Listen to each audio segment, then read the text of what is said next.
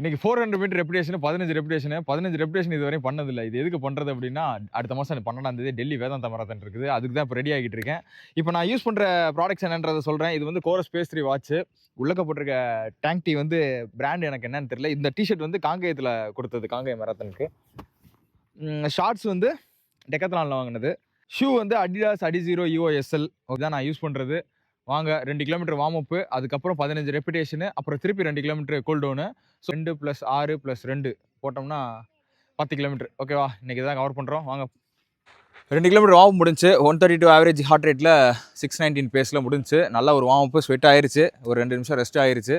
இப்போ இந்த கிரவுண்ட் எப்படி இருக்குது அப்படின்னா, கொஞ்சம் மணலோட திக்னஸ் அதிகமாக தான் இருக்குது. கால் வச்சோம்னா பதிகிற மாதிரி தான் இருக்குது. எனர்ஜி ரிட்டர்ன் வந்து அப்படியே உறிஞ்சிரும். இதனால தான் நம்ம வந்து ஒரு ப்ராப்பர் ட்ராக் வேணும் அப்படின்றது. மித்தபடி வந்து இதில் 90-99% கிரிக்கெட் தான் விளாடுவாங்க, வாக்கிங் போகிறவங்க அப்படின்னு. நம்ம வந்து ஸ்பீட் ரன்ஸ் பண்ணுறதுக்கு இது செட் ஆகாத கிரவுண்டு. ஸோ அதனால தான் தனியாகவே ஒரு கிரவுண்டு ரெடி பண்ணிக்கிட்டு இருக்கோம்.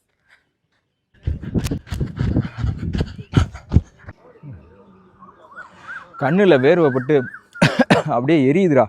ஏன்னா இன்றைக்கி 2 வகையான சீட்டிங் பண்ணேன். ஒன்று, இந்த மண்ணிலே ஓடினப்போ சுத்தமாக முடியலை, 10க்கு மேலே என்னால் முடியலைன்ற மாதிரி ஆயிடுச்சு. சரி ரோட்டில் ஓடுவோம் அப்படின்னு ரோட்டில் ஓடணும், ஏன்னா அதில் ஃப்ரிக்ஷன் கம்மி. இதை விட 2வது, ரோட்டில் இந்த ஆங்கிளில் இறங்கி ஓடினோம்னா ஸ்லோப்பு கொஞ்சம் ஈஸியாக இருக்கும். அதனால் அந்த மாதிரி 2 சீட்டிங் பண்ணி 15 முடிச்சிட்டேன். 15மே 130, 1 நிமிஷம் 30 செகண்டில் தான் பண்ணேன். நெகட்டிவே போகல, பாசிட்டிவில் +or-5லேயே இருந்துச்சு. இந்த மாதிரி அவசரப்படுறதா இன்ஜுரி வர்றது. லாஸ்ட் டைம் இப்படி பண்ணி தான் இன்ஜுரி ஆச்சு. இந்த தடவை ஆகாமல் இருக்கணும். எப்படின்னு பார்ப்போம். பை.